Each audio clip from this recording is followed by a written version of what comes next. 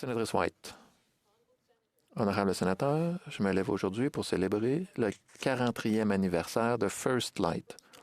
First Light a été créé en 1983 dans le but de fournir un espace communautaire culturellement informé pour soutenir les populations autochtones urbaines vivant à Saint John, Terre-Neuve et Labrador.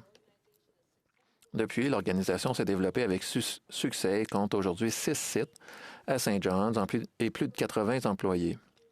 First Light fournit aux membres de la communauté des services intégraux dans 4 domaines principaux. Programmation communautaire, soutien social et logement, entreprise sociale et opérations, et recherche et défense des intérêts.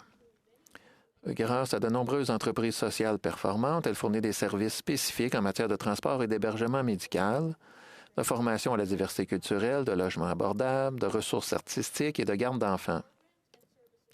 L'accès au programme et aux services est gratuit pour les membres de la communauté. Les transports, la garde d'enfants et d'autres considérations étant prises en compte pour encourager les niveaux élevés de participation et d'accès.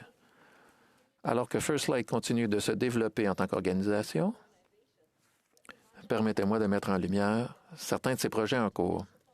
Afin d'amplifier les voix des Autochtones en milieu urbain, First Light a renforcé ses capacités de recherche et de plaidoyer ces dernières années et fournit de plus en plus de conseils politiques à tous les niveaux de gouvernement pour soutenir la mise en œuvre des appels à l'action de la Commission de vérité et réconciliation, des appels de justice de l'enquête nationale sur les femmes et filles autochtones disparues et assassinées, la Déclaration des Nations unies sur les droits des peuples autochtones. En 2019, First Light a lancé la coalition First Voice en collaboration avec 11 autres organisations. Coïncidant avec son 40e anniversaire, First Voice a présenté un plan d'action communautaire visant à faire progresser la vérité et la réconciliation à Saint John's, tout en soutenant des efforts semblables dans l'ensemble de Terre-Neuve et Labrador.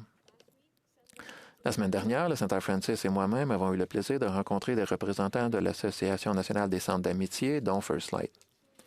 Ce fut une véritable source d'inspiration de discuter des services essentiels qu'ils fournissent, de leur résilience en tant qu'organisation et des nombreuses raisons pour lesquelles il est si important que nous continuions à soutenir leur travail.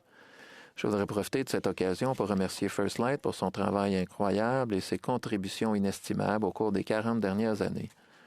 Merci.